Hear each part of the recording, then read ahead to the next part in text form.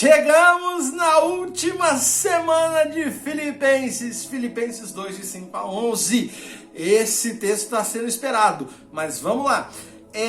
Antes, considerações, ou uma consideração. Esse texto da qual nós vamos falar, Paulo, ele está usando um canto, um hino primitivo, que provavelmente foi traduzido do aramaico.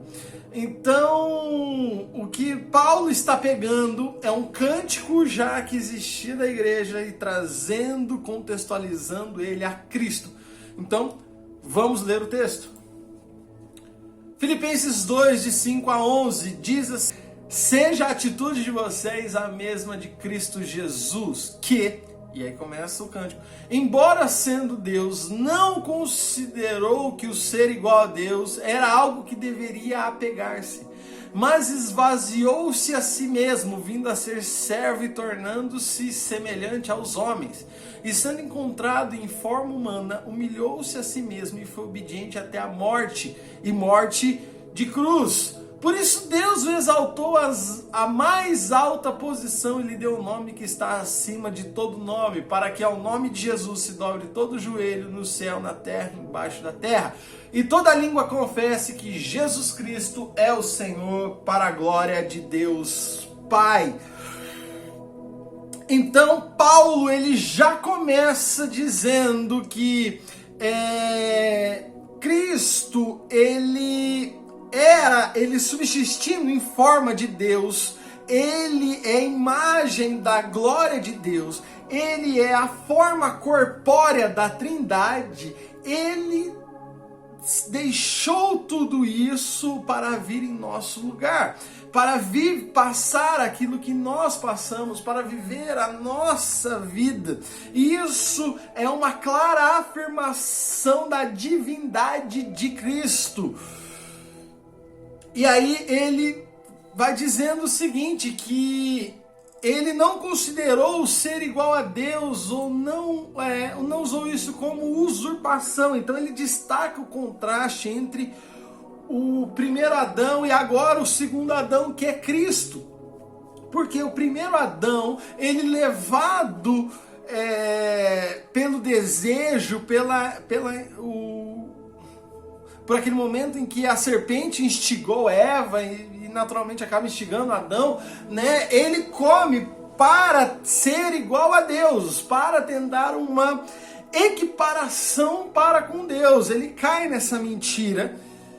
E Cristo agora, o segundo Adão, o Adão perfeito, é aquele que entende que ele precisa, digamos assim, se rebaixar, entender a sua situação e não procurar ser igual a Deus.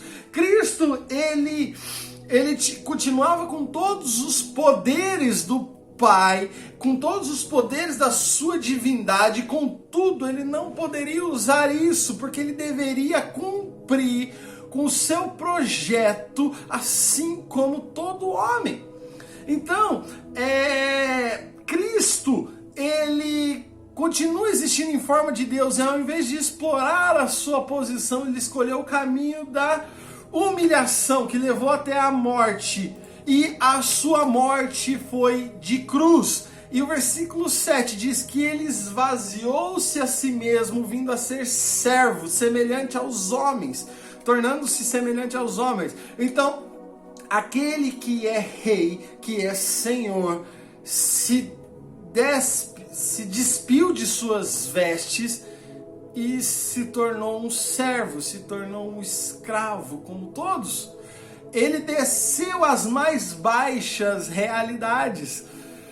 Então, sendo encontrado em forma humana, ele humilhou-se a si mesmo. Ele mesmo se colocou nessa posição para obedecer ao planejamento da economia de Deus. E isso o levou à morte. E morte de cruz. É interessante que o texto ele destaca até a morte e morte de cruz. Porque veja, naquela época era um estado vergonhoso morrer na cruz, pois isso era exposto a todos, e a crucificação era feita fora da cidade, pois assim todos ao longe poderiam ver que lá tem alguém que foi envergonhado em sua morte, fez algo ruim e por isso está sendo taxado à vista de todos. Então a morte de cruz era algo vergonhoso, a mais vergonhosa das mortes. Então Cristo, que é Deus, ele deixou a sua glória, ele veio à terra, se tornou homem. Cristo, ele continuou 100% Deus, mas ele também era 100% homem, e ele deixou tudo isso que ele tinha para viver como alguém comum e ainda ter a morte mais vergonhosa. Então Cristo, ele é o exemplo para mim, para você. Ele se esvaziou, ele renunciou os seus atributos divinos de onisciência, onipresença, mas ele assumiu a sua forma de servo, ele ocultou a sua glória natural. E essa questão dele ser figura humana, ele não simplesmente se assemelhou aos homens, mas ele era um verdadeiro homem. Isso na teologia chama kenosis, que é o esvaziamento, é o termo para isso. Esse texto retrata o esvaziamento de Cristo. Cristo, ele fez tudo isso por um propósito. Tudo isso por um propósito. Versículo 8, ele se humilhou. A sua humilhação é evidente em toda a sua vida. Ele atingiu seu ponto culminante na morte. E aqui é interessante o versículo 9. Pois Deus o exaltou à mais alta posição, ele deu o nome que está acima de todo nome, para que ao nome de Jesus se dobre todo joelho no céu, na terra e debaixo da terra.